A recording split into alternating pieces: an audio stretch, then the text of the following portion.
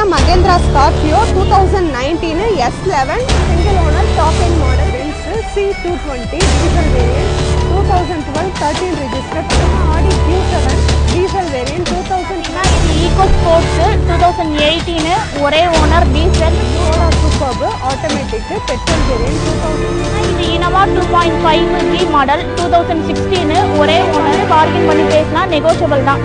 வண்டி silver colour வண்டி பார்த்தீங்கன்னா நல்ல குவாலிட்டியாக இருக்குது.